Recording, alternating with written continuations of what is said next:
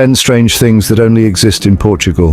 Did you know Portugal is the oldest country in Europe with its borders unchanged since 1139? Now that's a conversation starter. Welcome to the land of historic grandeur, where every cobblestone and castle has a tale to tell. Portugal, a nation steeped in history, has more than just beautiful beaches and delicious pastries to offer.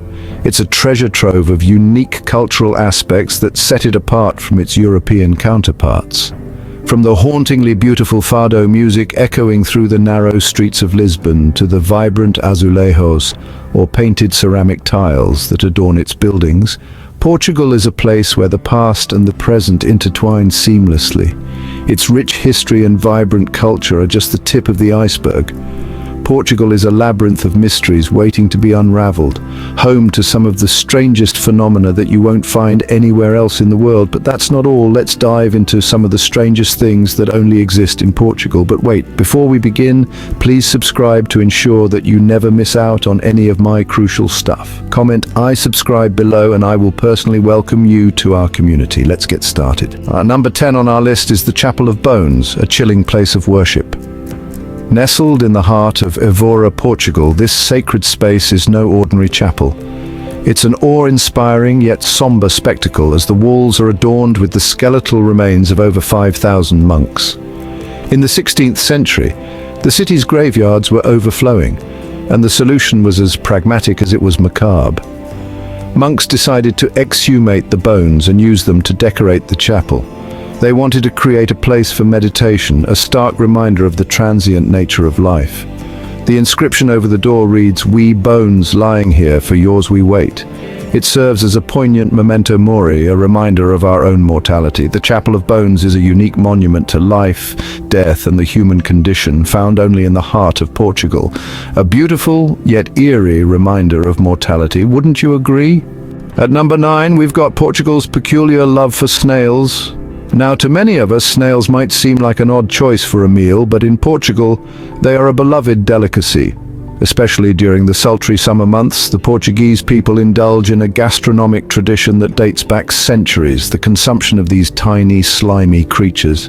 The snails are typically cooked in a broth of garlic, olive oil, and oregano, creating a unique flavor that is adored by locals and adventurous foodies alike.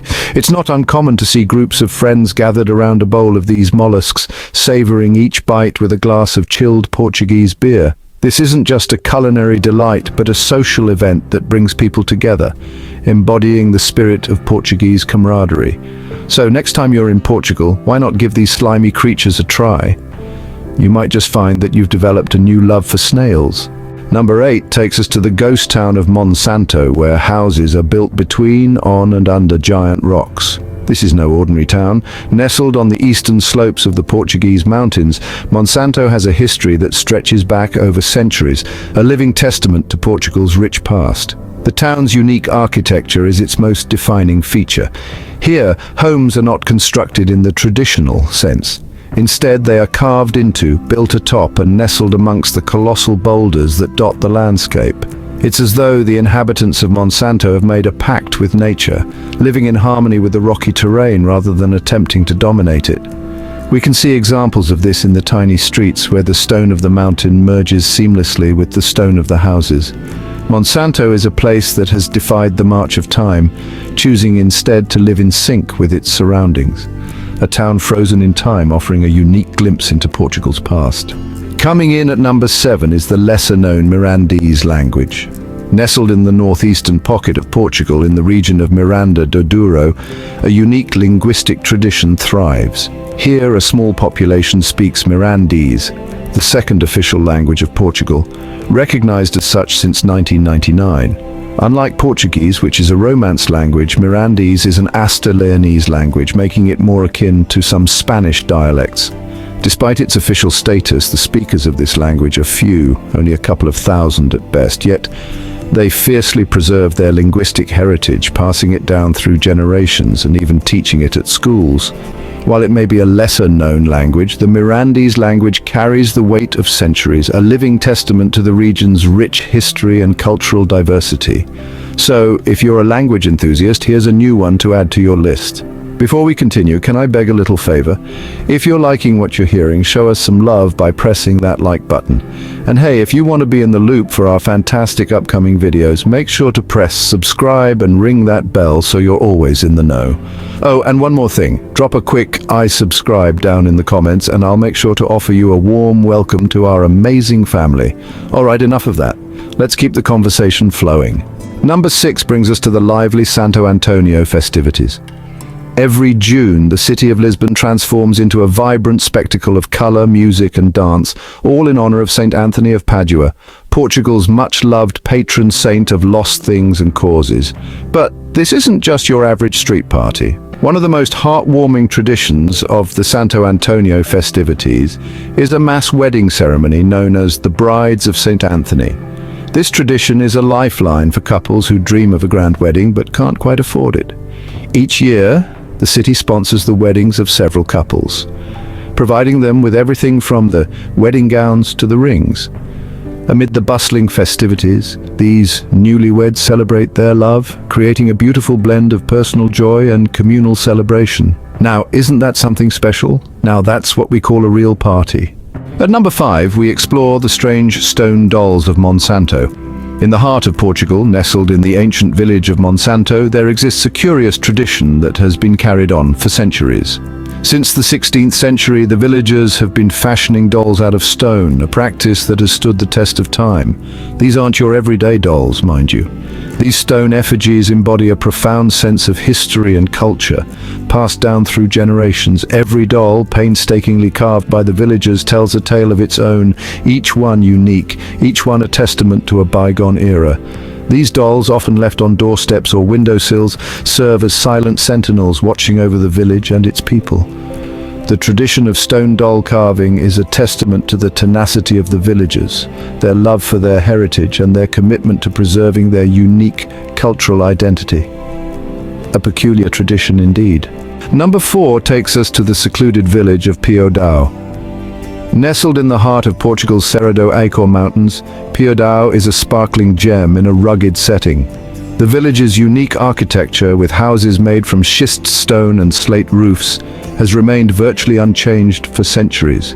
As if stepping into a time machine, the narrow, winding streets of Piódão transport you back to a simpler era. The village's ancient stone dwellings, stacked haphazardly against the mountainside, seem to defy gravity. Yet they've stood the test of time, a testament to the craftsmanship of the villagers of yore. The isolation of Piódão has played a significant role in preserving its charm. It's a world away from the hustle and bustle of modern life, a place where the old ways are still the best ways. Piódão is a living museum, a slice of Portugal's past untouched by the hands of time, a place where time stands still, don't you think? At number 3, we encounter the famous Rooster of Barcelos. Legend has it that a pilgrim passing through Barcelos was accused of theft. Despite pleading innocent, the town's judge, who was about to tuck into a roasted rooster, sentenced him to hang. In response, the pilgrim pointed at the roasted rooster and declared that it would crow at the exact moment of his execution as proof of his innocence. And to everyone's astonishment, the rooster stood up on the plate and crowed, saving the pilgrim's life. This colourful rooster, known as the Rooster of Barcelos or Galo de Barcelos, is not just a popular souvenir, but an integral symbol of the Portuguese culture. It stands as an embodiment of the Portuguese love for life, their vibrant spirit, and their belief in justice. This is the tale of the Rooster of Barcelos, a symbol of faith, justice, and good luck in Portugal. Number 2 brings us to Portugal's unique Christmas tradition, the Consoda. In the heart of winter, Portuguese families gather to celebrate the holiday season with a poignant practice that honors the memories of their dearly departed. This is a tradition steeped in love, remembrance, and the enduring bonds of family. During Christmas breakfast, families prepare an elaborate feast, complete with all the holiday favorites.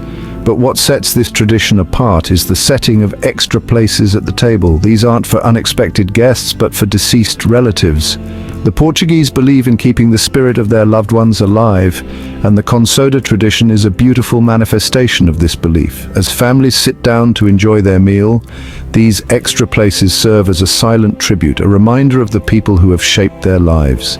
Even in their absence, they are included in the family's Christmas celebration, a touching tradition that keeps the spirit of lost loved ones alive. And finally, at number 1, we explore Portugal's unusual university tradition. In the heart of Portugal's academic life lies a unique tradition called praxe. This tradition is a rite of passage for many Portuguese students, a way of welcoming the newcomers into the fold. It's a series of rituals and tasks orchestrated by the senior students, an initiation of sorts into the university life. The seniors, known as doutores, don the traditional academic attire and lead the new students, or caluaros, through a host of activities. This can include anything from singing traditional songs to participating in playful games, all in the spirit of camaraderie and unity. The aim? To instill a sense of belonging and to foster relationships that often last beyond the university years. It's a tradition steeped in history, one that's seen as an integral part of the university experience in Portugal. A unique way to start your university journey, wouldn't you say? And there we have it, 10 strange things that you can only find in Portugal. From the bone-chilling mystery of the Chapel of Bones to the intriguing love for snails, Portugal never ceases to surprise. The ghostly allure of Monsanto and the charm of the lesser-known Mirandese language only add to the country's eccentricity. Then there's the exuberant Santo Antonio festivities, the eerie stone dolls, also in Monsanto, and the picturesque village of Piódão. The Rooster of Barcelos, a symbol of justice and freedom, is another peculiar feature of this captivating land. And who could forget Portugal's unique Christmas Consoda tradition and the unusual university customs? These are just a glimpse into the fascinating, rich tapestry that is Portugal. Each of these peculiarities makes Portugal a place like no other, a land that holds an endless array of surprises and stories to discover. So the next time you visit Portugal, you'll have a whole new set of fascinating facts to explore.